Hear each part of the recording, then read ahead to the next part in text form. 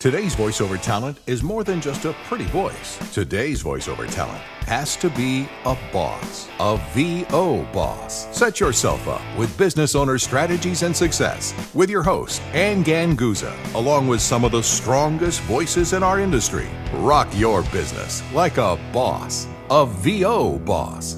Welcome, everybody, to the VO Boss Podcast. I'm Ganguzza, your host, along with my beautiful co-host, Gabby Nistico. Hey, Gabby. Hi. Gabby, with all the conferences coming up in the next year, I am going to be traveling a lot. And I have had so many questions from people, and I'm sure you have too, about what I use when I travel, when I need to record and do a job. Yes. So I think we should talk today about travel rigs. I like it. So, first of all, talking about the necessity of a travel rig for those of us that happen to go on vacation. Wait, what's that? Yeah. Happen to go on vacation or go away to conferences, whatever it is, we need to have something to keep us going while we're there. And I think everybody knows, Gabby, that the way to get work is to simply tell people you're going on vacation. Oh, yeah. Go somewhere. Go anywhere. And Go just somewhere. see what happens. Yeah, and then all of a sudden your clients come out of the woodwork and it's like, oh, I needed this yesterday. So having a travel rig will really help you to be able to service your clients, or not, I guess, if you decide you're going to be on vacation, which was something that I just did. I had my travel rig with me, but unless it was something completely, earth-shattering, I was going to stay on vacation. I mean, hey, my situation is pretty straightforward. As much as I am the VO boss and the boss period in most instances, my husband put his foot down many years ago and said, no, when we go away, we go away. There will be no worky. No worky. Good stuff to be said about that. For the most part, I send my book outs, and that's pretty much that. I don't record with all of the accoutrements necessary to be able to do a full job when I'm away. However, I do have an Apogee, little Apogee mic, and I do too. I bring it along with my iPad, and this way, if I need to remotely, I can do scratch tracks. And I'm very specific about letting people know they are only scratch tracks. This is not indicative of the quality of my studio. Thank you for, there's so many. First of all, I'm so glad that that's one of the first things that you brought up is, traveling with your rig it seems to be like it's glorified, because honestly, number one, there's nothing as good as your studio. I'm sorry. Maybe there are people who can get close to it, but the amount of stuff you have to bring for that or the place that you have to be. Yeah, and some people do that, but honestly, it's hard to achieve studio sound when you're away. It's not impossible, but it's hard. And I always, like you, will let my, clients know, or, whoever it is, know that this is, I'm going to be away and I'm going to have my travel recording rig with me, and it will not be the same sound as my studio. So if there's anything that I might need to do pickups or something, I basically have to let my clients know that I'm going to be traveling, and it's probably not going to be possible to achieve the same sound as my studio, because number one, I have a completely different mic, completely different setup. So that is number one. I let my clients know that if there are any pickups, I will be away from the studio, and while I might have my travel rig with me, it will not necessarily be the same sound, or it will be difficult to achieve the same sound. It's all about managing expectations, right? It's knowing first and foremost your own expectations of what you want your travel rig to be able to do. Is it just for scratch tracks so that you don't miss out on a major audition opportunity? Or is it to fully service your clients the way you would as if you were in your own studio? Knowing and understanding those expectations are going to play a big role in what you'll need to do when traveling to meet that expectation. And then the other thing is simply knowing your clients' expectations. What is it that they need exactly? Certain voice actors, promo people especially come to mind. Promo actors are absolutely married and tied to the stations that they work for and the networks that they work for. In many instances, they are not able to be away. They have to have provisions or ways in which to record for these folks. Right. So Or if they they're make it away, work. they have the setup that can deal Right. or provide that type of audio. And I think a lot Yeah. of them I know personally probably have a 416 and all the requirements that go along with that in terms of environment, or they're doing it from their car. And that's the other thing too. It's so cool to say, oh, I just did this audition or this job in my car, but you have to understand that car has to be in a quiet area. Yeah. As sound, it's not even sound, but as nice of an environment a car can give to you, you do have to be hopefully off the highway or the freeway where you're not hearing cars and getting those extraneous noises coming through. Yeah, I've had instances where I've been extremely lucky in that, I've been in very remote, very beautifully quiet locations where I've been able to car record, but then I've had to drive to find a Wi-Fi signal just to be able to send the file out. Yeah, So, it's not yeah. glamorous, and No. so I'm going to say to everybody that my travel rig consists of an Apogee mic, along with my little 12-inch MacBook Pro, which I love. And so that is a USB mic, which I consider to be reasonably good for, audition type and even some telephony jobs I can do with that particular setup, and it's fine. But now getting myself in the environment in the hotel requires, a really elegant setup of an ironing board, a comforter, which is placed over top of the ironing board, which is placed on top of a desk typically, and I'm under that comforter using my Apogee mic with possibly, with a little pop filter, or, I even have a chaotic eyeball that doesn't really work with my Apogee mic because it's so little. But that, that is what I do, and it's not elegant. Sometimes I'm on the bed. It's, because there is no ironing board, so I'm laying flat out on my stomach on the bed with the comforter over me, and it's like 90 degrees, and I'm sweating, and I'm having a hard time. I've got to have a light to shine on the copy. So it's not pretty, but it does work for certain instances. It does. And I mean, you definitely have to plan ahead. If you know you do. The hotel you're going to, you call ahead to the front desk, you let them know you need lots of extra pillows. Oh, no, not 1 or 2 pillows, like 4 minimum. Right.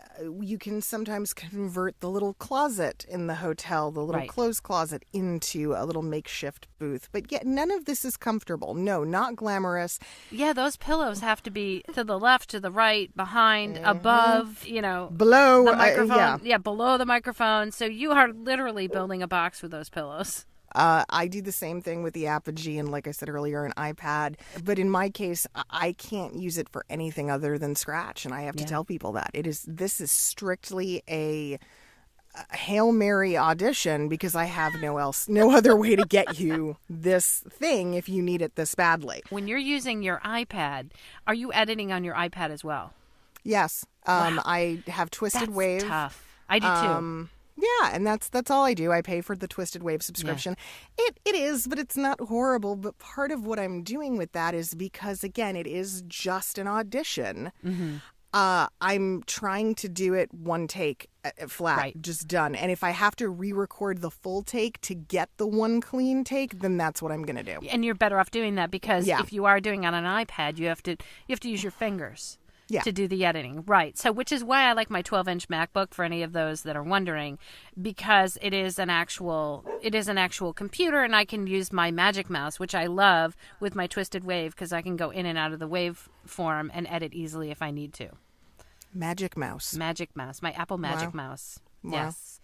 That sounds fun. The Apple Magic Mouse is amazing, by the way, with Twisted Wave and a Mac. Just saying. You can zoom up and out and left and right in literal milliseconds versus any other type of mouse in order to get into the waveform quickly and closely to do your edits. Now, have you had any issues with TSA or with airport security with your rig? Just got to ask. Of course, always. Well, I shouldn't say always. Sometimes it seems to go in phases. I have been stopped with my Apogee a couple of times, but I have it in a nice little case. I actually bought this lovely little case for it, and doesn't seem to matter whether it's in the case or not. I sometimes will get, searched for that. I know that I think people with 416s have more problems than I do, Yes. with my Apogee mic, because it looks more like some sort of a weapon, possibly. Well, I mean, a 416 is also called a shotgun mic, and there's Exactly. good reason for that. It's a long cylindrical barrel. I mean, it Yep. looks like a gun or a pipe or some other ridiculous thing. So the 416 carriers, I mean, they go through a lot more hell with this thing, and yes, they have to package it special because, I mean, it's still a fragile piece of equipment and a very Yeah. expensive piece of equipment. Exactly. So, my Apogee cost $100. If something happens to it, I'm not crying. The 416, yeah, that's a different animal. But a lot of the folks who do that, it's not just the 416. They're carrying a laptop Yep. that is pretty high powered and capable of full editing. They either have Pro Tools Exactly. or they have Adobe Audition on it. And they're also bringing Usually an an interface. Yep. Yeah. Well, yeah, once you decide to bring, your specific microphone that's not USB, you then have to bring your interface and all the requirements to go in there and do full out editing. And for some people, it's essential. Some folks in our industry travel so much that they have to do this, and they have perfected. J. Michael Collins, definitely. Again, a lot of the promo guys, Joe Cipriano, Randy Thomas, they have to have this fully mobilized setup. That because the equipment is pretty consistent, they're usually within a certain margin of the sound quality that they're able to get, and I think they've kind of got the science of their pillow forts and things down, so that it's fairly consistent. Yeah, exactly. And because it's a shotgun mic, it's very directed. Whereas it's not going to capture a lot of the extraneous noises that, let's say, my Apogee mic is going to capture. I really need to try to protect that Apogee with my pillow fort. And because the sound is being captured from the sides of that as well as the front of it, versus the shotgun mic, which you usually get a better result with because it's only capturing your audio from the front. Right. So, and the thing about travel rigs too, I don't know. I find it kind of funny, kind of interesting, I guess. They've never been all that appealing to me, but you have to know your individual and unique situation. If they're essential to your business model and they're essential to your clientele, then yes, and it's an investment you're going to have to make. And for most people, when they have travel equipment like that, that's not their microphone. That's not the main mic that lives in their home-based studio. That's their backup. Extra, right? Yep. It's a backup microphone. So you start kind of doubling costs there potentially when you have to take those things into consideration. But sometimes it's necessary. I think that in your business, it's always a good idea to have a backup anyways for your studio. Yeah. So I think if you can double your backup as your travel rig, I think that that's kind of a good idea. And also you should consider having a backup computer as well that can be running, and internet connection that can be running in case you have a client request that comes in that, what if something goes wrong? What if your microphone for some reason isn't working, or your interface, whatever it is, you need to have that second backup for that reason. And then that backup, if it can also double as a travel rig, I think that's a really smart and wise investment. It is. But if you're trying to do things on a shoestring budget, which a lot of people are starting out, then a travel rig might not be the option for you yet. It might be premature, and just really focusing instead on your home equipment and worry about travel expenditures later when you can justify that. Well, you can also take, Gabby's, and mine, really, the last vacation might have been the last vacation I took where I really consciously said, I am not really going to do anything other than being on vacation at this point. So it's one of those things, if you make a decision, unless you have to travel, you're traveling a lot of the time and it's impeding on your financial, money-making voiceover business, then you might want to consider, if you're traveling infrequently and you just want to keep vacations as vacations and notify your clients ahead of time, I think that that's also a viable option. There's one other option as well, and it's one I've used in the past, and it's, in my opinion, fun. I actually prefer it. I like doing this the best. before you head to wherever you're headed, find the local studios. Reach out to them, contact them, make a connection, find out rough windows of availability for the time that you're going to be in town. And if you absolutely positively must be booked, book at a local studio. Yeah. You get to make a new friend, you get to do some networking, and who knows, that could yield more work down the line. And who doesn't love going to a studio and doing work? I think in this day and age when almost everything is out of our home studio, it's nice to be able to get out and go to another studio, see, and sometimes that's a way to get you to try out a new mic that you might love.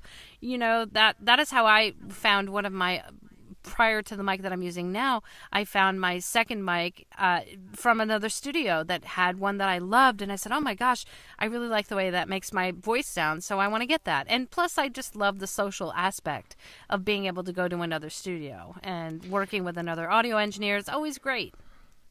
And it doesn't necessarily have to be a pro studio. It Right. could be another voice actor. Not that they're not running professional equipment, but meaning that it's not an actual studio for hire business. You just might find some other local voice actors in the area who would be happy to host you Exactly. should you need to jump in for a half an hour, 45 minutes. And that's a really fun thing, too. So travel rigs, good things to have. Know your expectations, know your client's expectations, and sometimes just go on vacation. Just walk away. Yeah, Walk away. just do that. Gabby, it was a good episode. I think if any of you guys want to share your experiences with travel rigs or what travel rigs you use, we invite you to, give us a call, tell your story, tell us what you're using and how well it's working for you. Do you go on vacation and stay on vacation, or are you working on vacation? We have a fabulous new feature on voboss.com where you can actually leave us a voicemail. It's amazing. I love it. You just click that little button that says record your message. And then we can actually listen to it. So go do it. It's my favorite phrase. Click the button. Go Click the button. Go click and it. You may be featured on our next podcast, guys. We would love that. You can also reach out to us on Facebook, Instagram, Twitter, YouTube. Lots of ways to connect with VO Boss. And, of course, all of the things we have at VO Boss University as well on the website. That's right. And make sure that you subscribe on iTunes or on Stitcher or on YouTube. And in the meantime, guys, have a kick butt week. Rock your business like a boss. Big thanks to our sponsor, IPDTL. See you later, guys. Bye. Bye. Join us next week for another edition of VO Boss with your hosts, Ann Ganguzza and Gabby Nisterko. All rights reserved. Ann Ganguzza voice talent in association with 3 Moon Media. Redistribution with permission. Coast-to-coast connectivity via IPDTL.